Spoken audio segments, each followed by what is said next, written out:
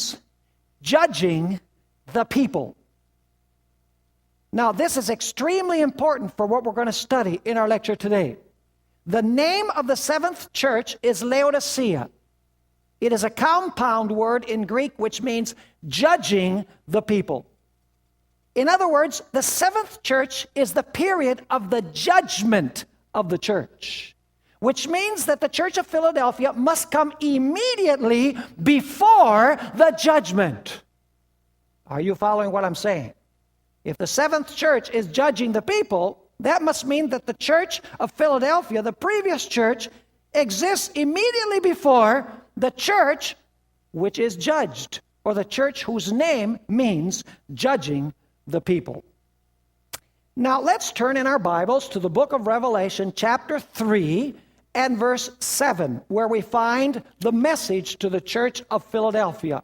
Revelation chapter 3 and verse 7. And we're going to do a preliminary reading of this passage, and we're going to stop after reading each one of the verses, and I'm going to make some remarks or comments as we go along. Revelation chapter 3 and verse 7. It says this, "And to the angel of the church in Philadelphia write, These things says he who is holy, he who is true, he who has the key of David." Now the question is, who has the key of David? Well, actually, if you read the messages to the churches, the one who has the key of David is Jesus. And so it says, he who has the key of David. Now, you notice a mention of a key. Now, what does that key open? We're not told in verse 7 yet. Notice what it continues saying. He who opens and no one shuts, and shuts and no one opens. You'll notice that the key is going to open something. And it's going to open one thing and it's going to shut another. And nobody can open what has been shut, and no one can shut what has been opened. Now, we have the mention of the key and opening and closing, but we're not told exactly what the key opens. But now let's go to verse 8.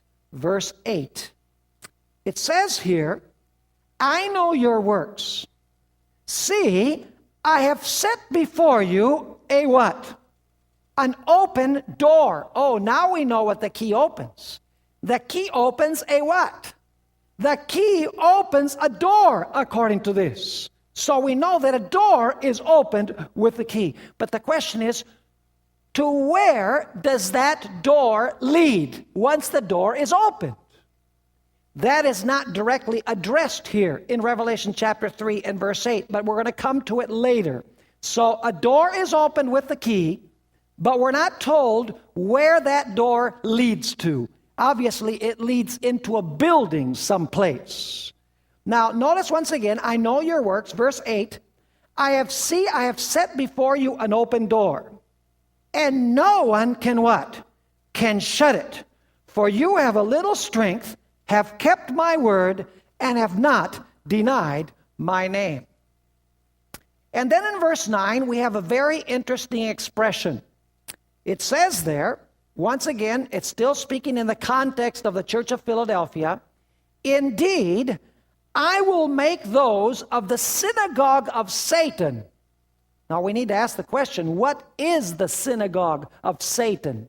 We'll just ask the questions and we'll answer those questions later. But it says, "Indeed, I will make those of the synagogue of Satan," and now notice, "who say they are Jews and are not."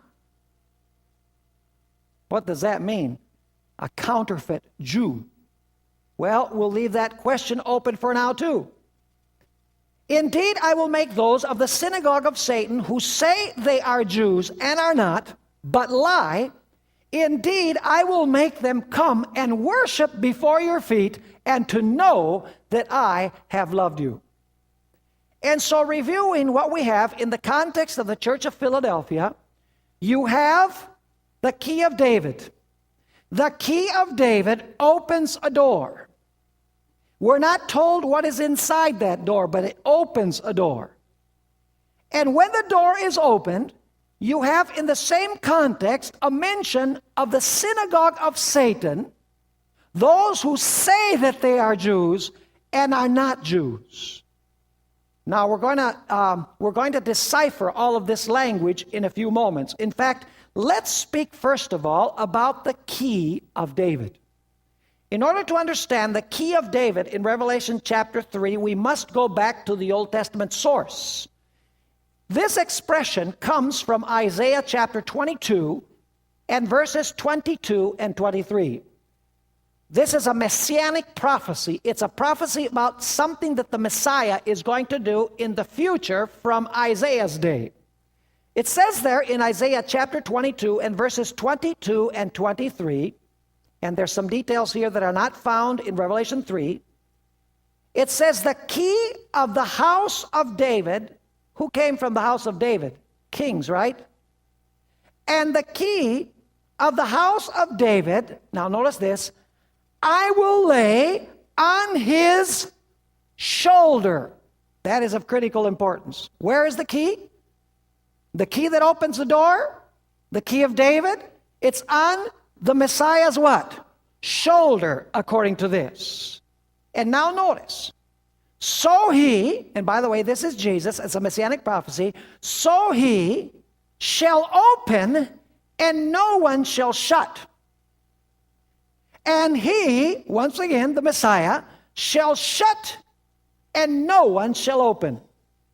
I will fasten him as a peg in a secure place. And he will become, now notice what the Messiah is going to become. The Messiah will become a what? A glorious throne to his Father's house. Let me ask you, do you have the idea of kingship in this verse? You most certainly do. You have a reference to the house of David. You have a reference to a glorious throne. In other words, the idea is the idea of kingship. And the key is going to be where? The key is going to be upon the shoulder. The key of David that opens the door is on the Messiah's shoulder. Now go with me to Isaiah chapter 9 and verse 6. Isaiah chapter 9 and verse 6. We find a very interesting reference here also to the shoulder. It says there in Isaiah 9:6, and then we'll read verse 7 because it has some very important points. And by the way, there's probably no one here who has never read this verse. It's a messianic prophecy referring to Jesus Christ. We're told here, for unto us a child is born. Unto us a son is given. And now notice this. And the government will be upon his shoulder. What does it mean to have the key on the shoulder? It means to have what? The government. So what does the key do? The key opens the door which allows him to get his what? His government. Remember the idea of kingship that we found in Isaiah 22 verses 22 and 23? Now let's continue reading. For unto us a child is born, unto us a son is given, and the government will be upon his shoulder. And his name will be called Wonderful, Counselor, Mighty God, Everlasting Father, Prince of Peace. So do you see the relationship between the key, the shoulder, and having the government? In other words, ruling.